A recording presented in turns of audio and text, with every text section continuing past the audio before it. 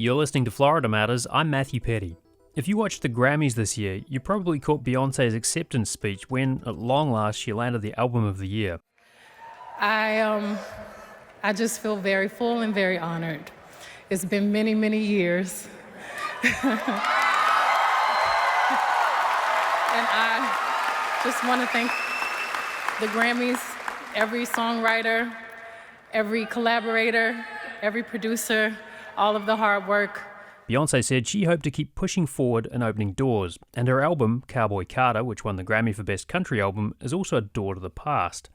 The album tour, Cowboy Carter and the Rodeo Chitlin Circuit tour, evokes the network of clubs and venues that black musicians and performers toured during segregation last century. And the Chitlin Circuit appears in this track, Ya Ya. Tom's Place. We want to welcome you to the Beyoncé Cowboy Carter Act 2 and a Rodeo Chitlin Circuit. We're going to make it do what it do, ya ya. Put them hands together. We clapping. Beyoncé is not the only artist to cast back to the Chitlin Circuit. Here's Kendrick Lamar, who netted an armful of Grammys this year with Reincarnated. Another life and placed me as a black woman in the Chitlin Circuit. Seductive vocalist as the promoter hit the curtains. My voice was angelic straight from heaven. The crowd sobbed. A musical genius, what the articles emphasize. Even artists who aren't explicitly referencing the Chitlin Circuit owe something to it. Musicians who honed their craft on the circuit include Louis Armstrong.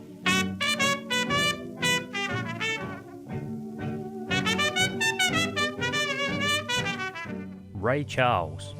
Georgia, Georgia, the whole day through, just an old sweet song. And Little Richard. Womp bom balloon bom bom bom bom to the boot, oh rude, to the boot, oh rude, to the boot, oh rude, to the boot, oh rude. They're just some of the artists who performed on the Chitlin Circuit. Coming up on Florida Matters, you'll hear how the circuit shaped the sound of jazz, blues, soul, and rock and roll, the foundations of American popular music. One of the guests you're about to hear from, Michelle Scott, will be part of an upcoming discussion presented by WUSF and Arts Access Florida about the Chitlin Circuit's impact in Tampa. More details on that later. Well, Dr. Michelle Scott is a professor of history at University of Maryland, Baltimore County. Dr. Scott, thank you so much for being with us. Appreciate it. Oh, you're more than welcome. Glad to be here. And we're also joined by Dr. Nasheed Majoun, Executive Director of Florida Humanities. Nasheed, welcome back. Yeah, thanks. Thanks for having me. Well, Michelle, I want to start with you, but before we get to talking about the Chitlin Circuit, let's talk a little bit about the Grammys. Beyoncé won Album of the Year for Best Country Album for Cowboy Carter, and she's launching the Cowboy Carter and the Rodeo Chitlin Circuit tour.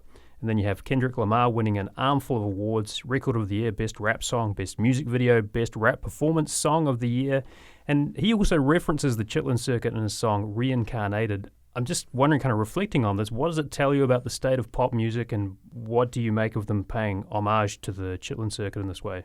I think it reflects a moment where people are trying to return to their roots in the various genres of Black music, whether that be country or hip hop or all the derivatives thereof. And I see that we're probably in a current moment where people are really looking to see what are the foundations of the Black music genres.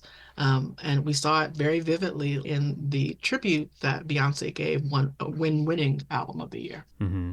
Nasheed, it's one thing for Beyoncé to win, and she is a superstar, right? But when you kind of think about the roots of the Chitlin Circuit, what do you make of the kind of nod back to this when, you know, artists were kind of really having to carve out a place for themselves in the recording and performing industry? I think it reflects a paradox in the statement Chitlin Circuit, in that the chitlins, if you understand, part of the body it comes from in the pig, and the history of taking something that's considered nothing, or the scraps, and making something out of it. And that was the nature of Jim Crow and segregation, and that the opportunities for artists were next to nothing, and taking advantage of the network of African Americans and communities looking at economics, giving an opportunity to those artists. So making a nod back acknowledges that maybe African Americans are looking for a foothold in underrepresented genres, or let's pay attention to the roots, and that country, blues, jazz have direct roots in African American culture. So there are several paradoxes. I think it's ironic, but also a great opportunity for us to learn. Mm-hmm. Another artist who won at the Grammys, Doechii, who was born in Tampa and calls herself the Swamp Princess, won Best Rap Album for Alligator Bites Never Heal, and she used her acceptance speech to share some words of inspiration for a black woman, telling them anything is possible. Michelle, again, kind of reflecting on her acceptance speech and kind of thinking about an artist like Doechii, where does this fit into the continuum of black musicians and performers and that history of music going all the way back into the 30s and beyond? I think Doechii really solidified it in her acceptance speech when she talked about dedicating herself to the genre and to the music and not letting the industry turn her away because of colorism, because of her voice, because of being too loud, because of being too showy. And it connects to those other artists that we see in jazz, but even in blues, people like a Bessie Smith or a Clara Smith or Victoria Spivey, women who were outspoken about the themes that they sang about, but also about how they presented themselves visually and declaring themselves, we are foundations of the industry of blues music. And we see that in a continuation in hip hop artists today. And I want to ask you about what came before the Chitlin Circuit, but let me just get back to the Chitlin Circuit itself. And Nasheed was talking about chitlins, right? I mean, for folks who may be not familiar with what chitlins are or what the circuit was, how would you describe it?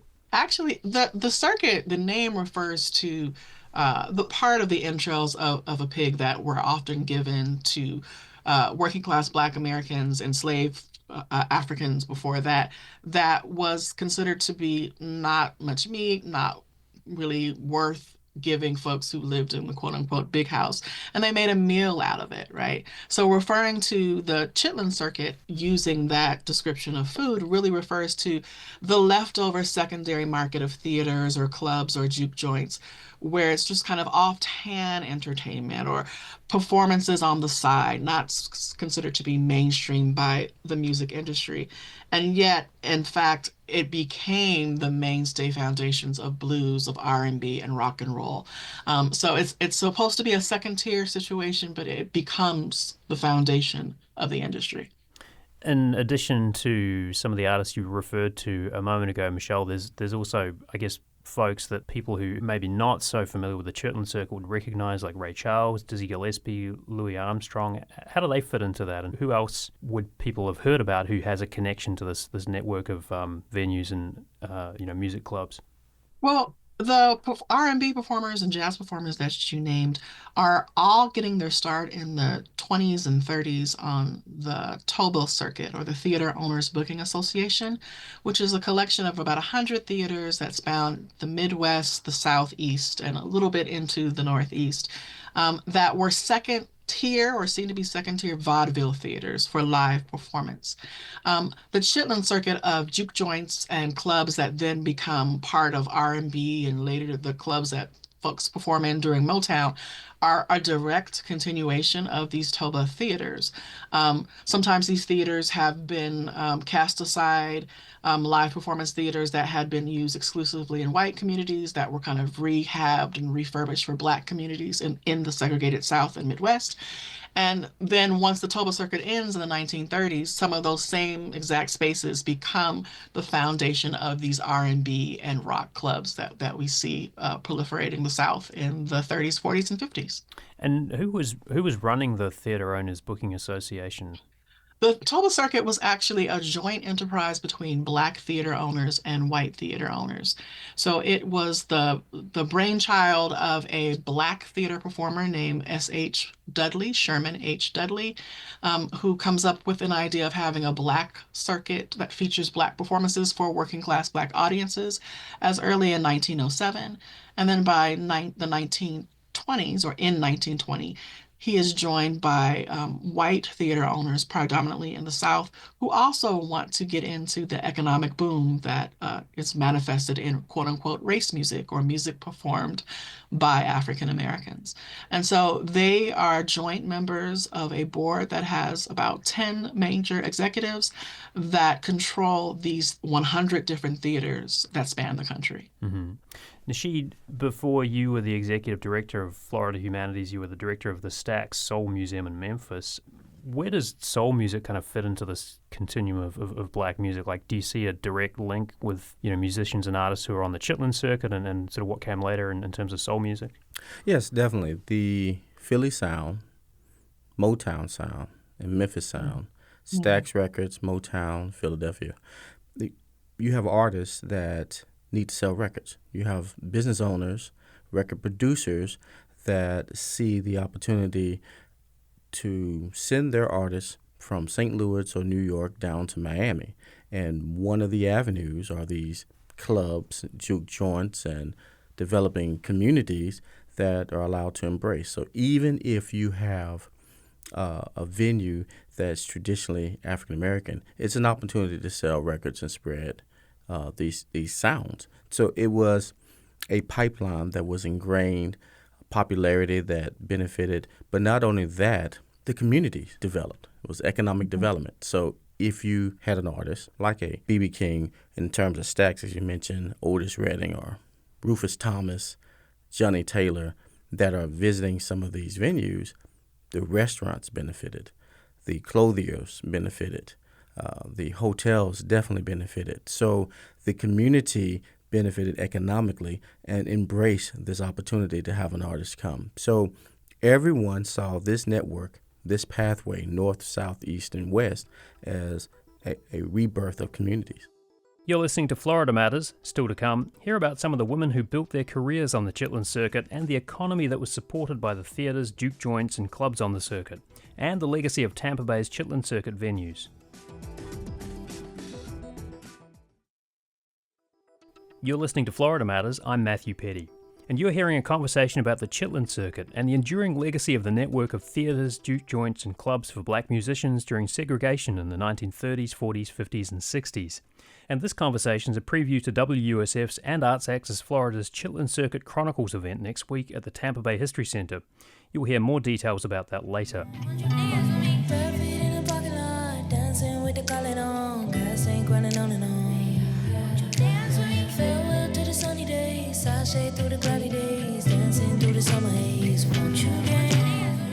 If you watched the Grammys, you probably heard Doechii, Tampa's own winner of Best Rap Album, with Alligator Bites Never Heal. Don't allow anybody to project any stereotypes on you that tell you that you can't be here, that you're too dark, or that you're not smart enough, or that you're too dramatic, or you're too loud. You are exactly who you need to be right where you are, and I am a testimony. Praise God. Doechii's acceptance speech was an impassioned call to black women and girls to believe in themselves. And she's part of a continuum of musicians all the way back to the Chitlin Circuit, where black musicians carved out their careers and created the sounds that form the backbone of American pop music.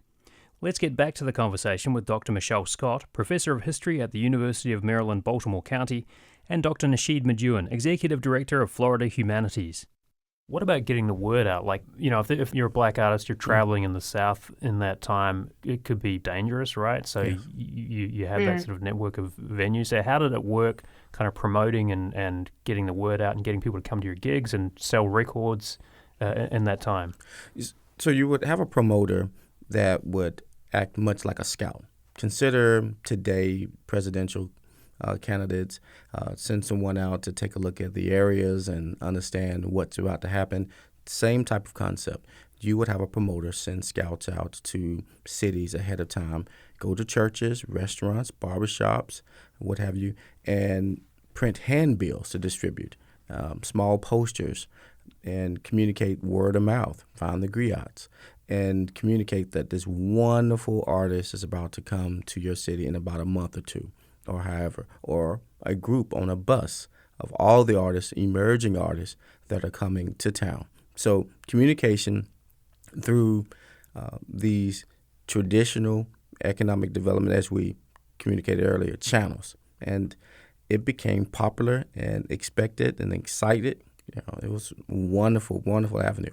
Mm-hmm. Michelle, I heard you kind of nodding in agreement there. What's kind of your take on the economic importance of the Chitlin Circuit for the artists and the venues and I guess hotels as well? Well, segregation was expensive, right? So you have to have a duplicate set of industries that support not just the theater performers that are coming in or the artists, but any other African American that may be traveling from town to town. And so you do have the boarding houses, the Black-only hotels, motels. You have the centers of where they can eat. But if you're looking at a Toba show that then evolves into a Chitlin Circuit show, where they can get their costumes tailored, how are they going to take or transport scenery if it's a play, or how are they going to transport sound equipment? All of that was segregated, right? And so you have to have contracts out into the community with all of these different industries. I would also echo a way that people are communicating, the excitement of a performer, of Ray Charles coming into town or Nat King Cole, is that the Black newspapers were essential in listing the routing of where these performers were traveling to, how long they would stay, the reviews of the individual shows. And they're doing that in the 20s and 30s, but they continue that all the way up through the 1970s. Mm-hmm. Nasheed, did the circuit kind of persist beyond the 60s in some form? Well, yes, and not just persisting beyond, actually, to take that term beyond music, the circuit persists beyond traditional live performances in the music sense. Langston Hughes, Paul Robeson saw this as an opportunity to spread poetry and writing and other creative economy opportunities. And so that avenue of communicating with communities and elevating artists, I believe, and I will definitely co-sign Dr. Scott's perspective, there are artists that saw the pathways of some of the mainstream performers as an opportunity for them to showcase their talent. Mm-hmm. And if this was not there, you may not have a Quincy Jones or a Ray Charles that decided to get on the coattails. You definitely wouldn't have an Otis Redding, who was a bus driver with the Johnny Jenkins Band, to travel these routes and have an opportunity to perform with the Steve Cropper and say, hey, we have something here. Those opportunities, those doors would be shut. We did not have mainstream television. Radio, AM would reach in so many markets, and you also had two different economies of radio exposure. So this was an opportunity to expose the world to Aretha Franklin, Motown sound, Stax sound, to the South. Mm-hmm. And, these are Midwest, northern economies making their way down through Alabama, Mississippi, and into Florida.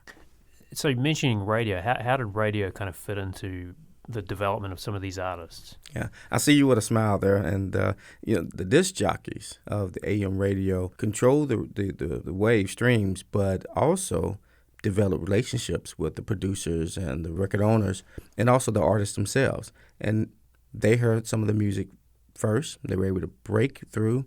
WDIA in Memphis definitely had a stronghold. Tennessee, throughout Florida, some of these critical mainstream radio shows actually began to grow in popularity, because if you listen to that show, you may hear the next big artist. That may be a 17-year-old, 16-year-old, or a 20-year-old, and now you are a part of the major popular culture that's emerging, and that's white or black. I'm thinking too, Nasheed, about what you were talking about, this kind of, the economy that goes alongside, whether it's selling catfish or clothing or the hotel, booking rooms. Mm-hmm. Did you have folks who are trying to get artists to wear their clothes on stage or anything like that, sort of like the endorsement deals you see these days? Well, I'm not sure about the endorsement deals, but certainly there are clothiers that spoke to these are the best wares. Rufus Thomas had this on. I created it for him. You want this. And, of course, if you're on stage, that's a part of your persona. Take a little Richard. His part of his identity was the best hair, the best clothes, the best shoes.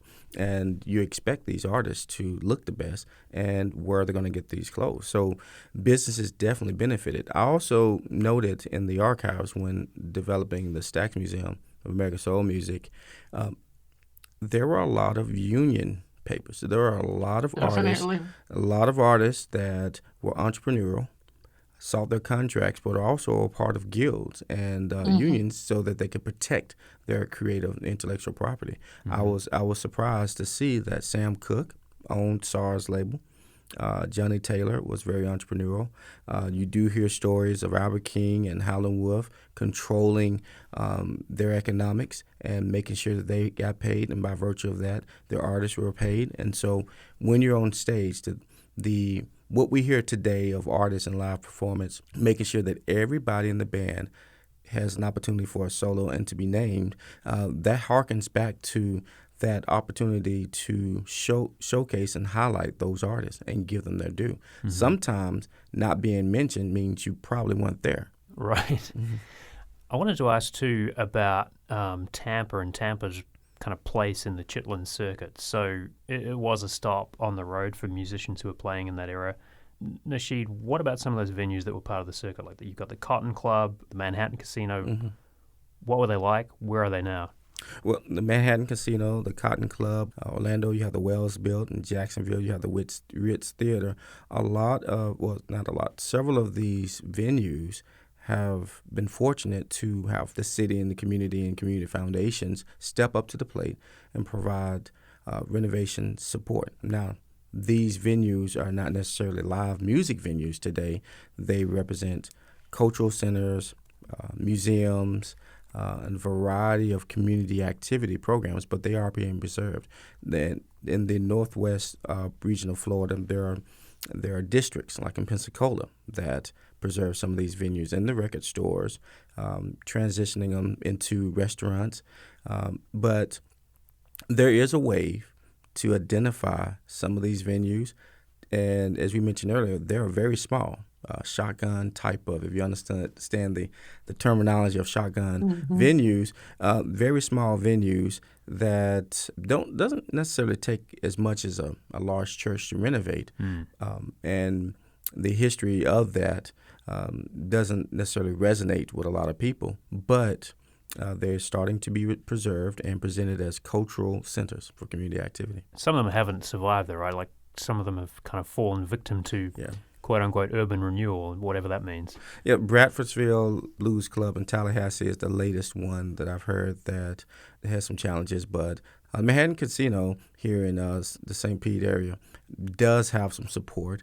The Wells Built Museum has had some challenges in the past, but it does have support in Orlando. Overtown in Miami has some similar challenges, but the city is stepping up to the plate to find a way to interpret and tell that story. So we are in a period where it is recognized as a part of the culture, and it tells a story of economic development. I like the trend. Michelle, what happened to the Chitlin Circuit after the 60s? What did it just kind of dissolve, or did it persist in some way, or keep going? Well, you actually see some of those artists going into mainstream theaters, concert venues.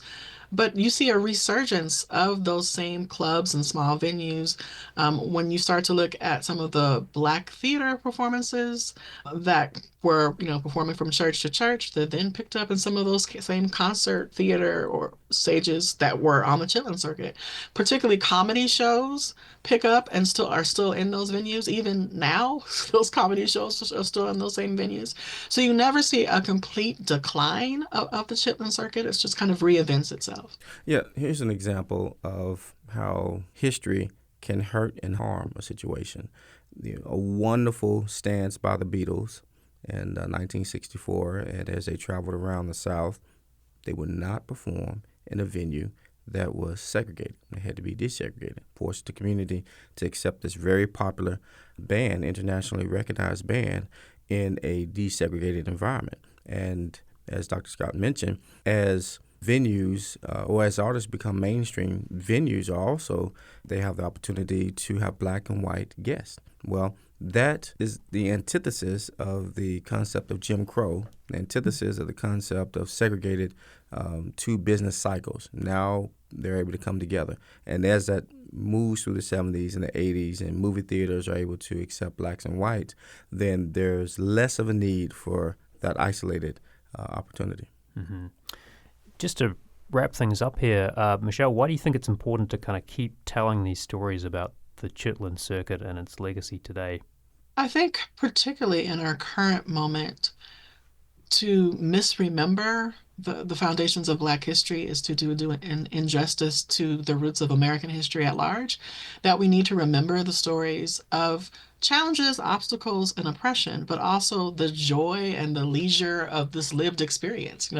Everything about the Chitlin Circuit wasn't just this second tier theater situation. It was also an experience for Black communities to foster unity together, amongst dance, amongst music, amongst comedy, in a time, in a space in the country where they were saying that their lived experiences weren't worthy, right? They were able to challenge that within these communities of these Chitlin Circuit spaces. I guess just to kind of bring it back to the Grammys, Nasheed, do you kind of see that happening too, kind of evoking that spirit of solidarity when you have artists kind of reflecting on the Chitlin Circuit or referring to it in their work? Yes, I think there's some consistency with what Dr. Scott mentioned and the Kendrick Lamar and Beyoncé breaking the mold and sharing the idea or concept, what is the Chitlin Circuit? What is that? People are asking that question. The point of resilience is there, the point of opportunity, but also the mystique. When you look at the Chitlin Circuit in this second tier, second class type of point in history, you don't think quickly that this was economic development. This was this people coming together to say, we have the best. We're going to present the best with the worst in terms of resources. And now you have an artist like a Beyoncé that's remarkably recognized, saying that country music has its origins in a community that's forgotten. We wouldn't be having that conversation if she and Kendrick Lamar did not bring the opportunity in that story. And it's up to us to research. We have an obligation to tell these stories and collect these stories and be authentic and present it with scholarship. But if we don't tell the story, then the mystique and mysteries can take on their own path. Right. I want to thank you very much for your conversation today. Dr. Nasheed Majuan, Executive Director of Florida Humanities, thank you for joining us. Yeah, thank you for having me. Dr. Michelle Scott, Professor of History at the University of Maryland, Baltimore County, thank you. Thank you. That's Florida Matters for this week. You can hear more from Dr. Michelle Scott during WUSF and Arts Access Florida's Chitlin Circuit Chronicles event at the Tampa Bay History Center on Wednesday, February 19th. She's on a panel that will talk about the impact of the Chitlin Circuit in Tampa. The event is sold out, but you can still register and watch the live stream. Find details at wusf.org. And a note on the way out, congratulations to my colleague Delia Colon, host of the Zest podcast. Delia won gold at the Florida Book Awards for the Florida Vegetarian Cookbook. Delia joined Florida Matters to talk about her cookbook last year. You can find that conversation on wusf.org too. Florida Matters executive producer is Grayson Doctor. Production assistance from Jackson Harp. Subscribe wherever you get your podcasts. I'm Matthew Petty. Thank you for listening.